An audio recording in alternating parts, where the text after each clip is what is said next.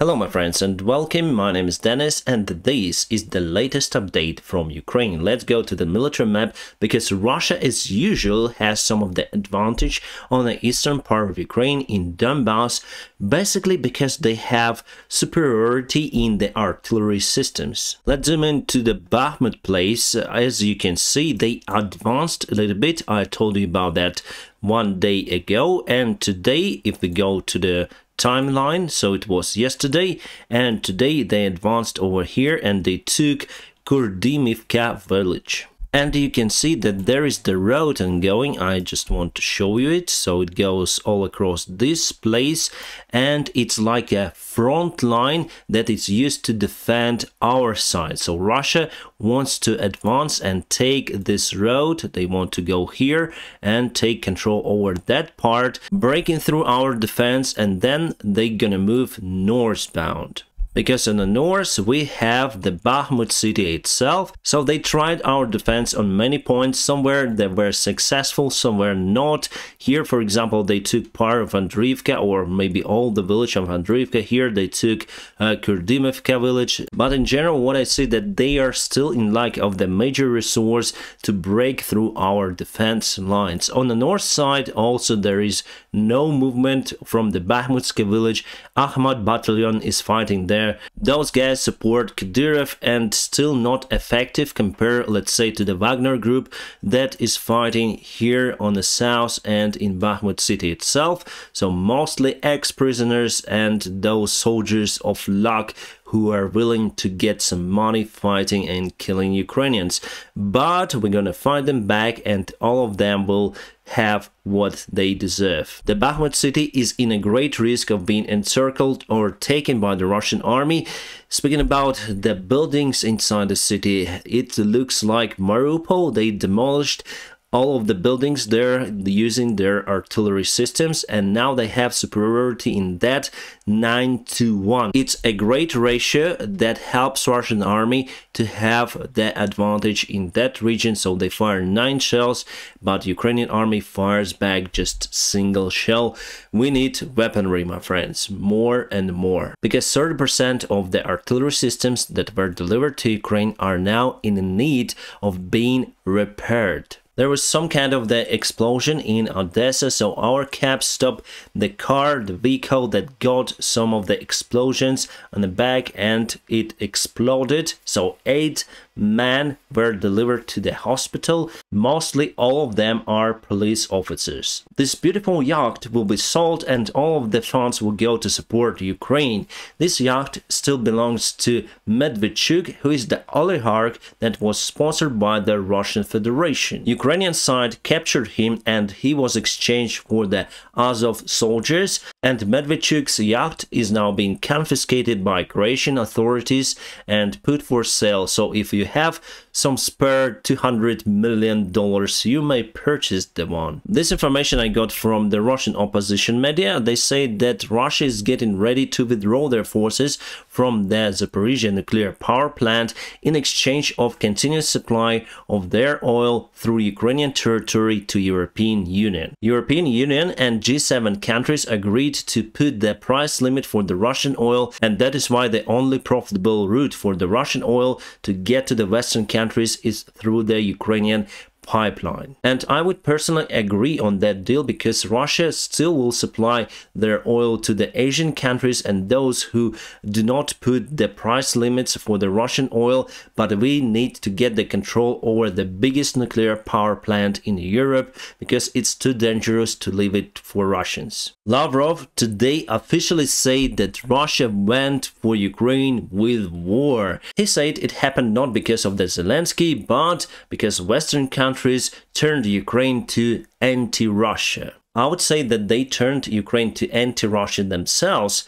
Believe me, my friends, before 2014, many people even supported Putin and Russian regime in Ukraine. After 2014, less people support it, and now almost no one supports Russia. Novakhovka in Kherson region over here is still under control by the Russian forces since it's on the other part of the Dnieper River, on the other shore, but Russia is getting ready to withdraw from that place. I guess they want to reinforce the other parts of the front lines with the forces they put in Novakhovka, because now they have many battalions over there. President Joe Biden met with Emmanuel Macron. They had kind of long handshake over there, and President Joe Biden said that he would talk with Putin only if Putin would withdraw his forces from Ukraine.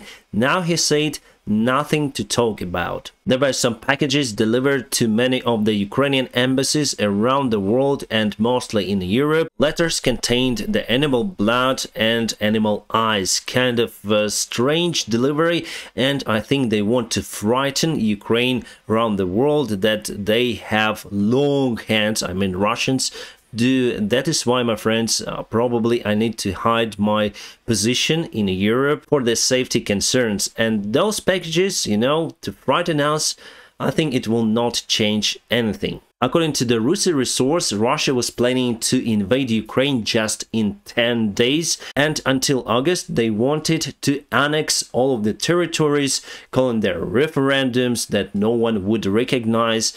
So it was the Moscow's plan that went totally bad for them, because they have to withdraw from the Kiev area, Sumy, Chernigiv, Kharkiv region mostly, and they were able to annex partially Kherson region, Zaporizhia, Donetsk and Lugansk. But now many media resources say that Russia may try one more big attack, as it was in February, again from the Belarusian territory. They want to send many more mobilized soldiers there and may try it in December. However, according to official information and our intelligence services, there are no any attack brigades, massive attack brigades that Belarus was able to build to attack Ukraine from the north side. However, that picture may change and Russia may try to do it anyways, because you see, according to their plan, they should have captured all of the Ukraine. So definitely they have bad intelligence, bad knowledge about Ukraine in general, and obviously bad knowledge about their own army and abilities. MiG-31 self-destroyed in Russian Primorsky Krai. 2 of the pilots successfully ejected, and they lost this very fast airplane that is used as the base for the Russian hypersonic rockets. Yesterday I heard about the interview of Kanye West. He just went, maybe he is sick, I mean mentally, and even Elon Musk said that he violated our rule against incitement, so account will be suspended. Ukrainian refugees help to rise European economy because workforce matters. We pay taxes, and here, for example, we have statistics for Poland. They spent 2.94 billion euros to help Ukraine, but our refugees paid 2.14 billion euros to Polish economy. Yes, still Poland spent more than they got from the taxes, but here we need to look for the long-term perspectives. Families went to Poland, kids are growing up, they will stay probably there, they will work and pay more taxes. So for the long-term run, it's a great advantage for the European economy. And that is why European Union countries and, for example, Canada, lowered the restrictions to have the citizenship for Ukrainians. Ukrainians may apply for the German passport after naturalization process in 5 years. As for Canada, I think it's 3 years. So I told you about the Bakhmut city, my friends. That is how it looks like. No buildings that survived the Russian artillery attack, so you may compare it to Mariupol, just the buildings are smaller. There is the information that the Ukrainian side is getting ready for one more counterattack very soon.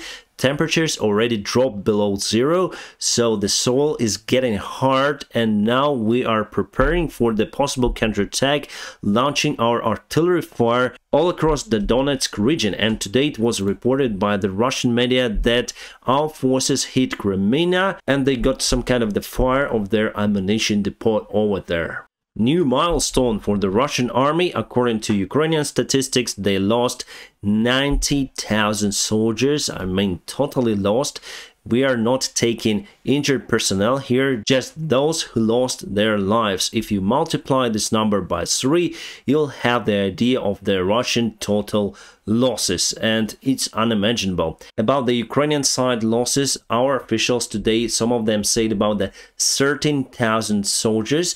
I do not believe that, because if the side is attacking, they lose 3 times greater. So I guess Ukrainian army should lose in that case around 30,000 soldiers, not 13. Plus, we were counterattacking at some point, and I would agree that in case of our counterattacks, Russia mainly withdraw their forces, not putting resistance. So I think it's out of the attack statistics. We didn't lose 3 times more compared to the Russian army. And what they do right now, they just waste their soldiers in Bakhmut direction. Bear Grylls met with President Zelensky. Awesome meeting. Actually, I admire the series of that guy. He's ex-military SEAL Marine. He served in the British forces. And now I would say that Bear is some sort of the survival entrepreneur. Yes, I really enjoy his series, and he went to Kiev to raise the global awareness of what is happening in Ukraine, because this should be topic number 1, my friends. And I'm really inspired by the views I have on this channel, because you continue to watch me and support Ukraine. That's awesome. Ukraine finally attempted the Hawk air defense systems provided to us by the Spain, thank you so much for that. And we are still waiting for the massive Russian rocket attack on Ukraine.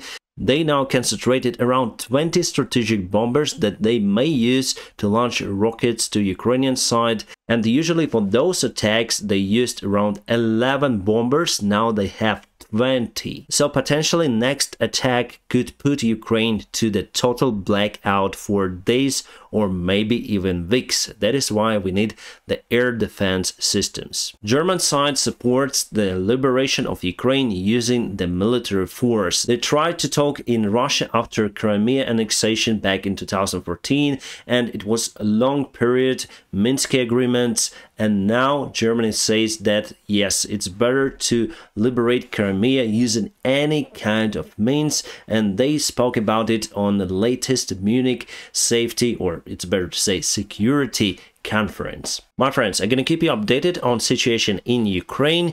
If you want to support the channel, as usual, just press the like button. If you want to support me financially, there are some of the links in the video description just below. You may support me on Patreon, PayPal, or the Nutella, whichever is more convenient for you. I wish you all a peaceful sky wherever you are, and have a great time.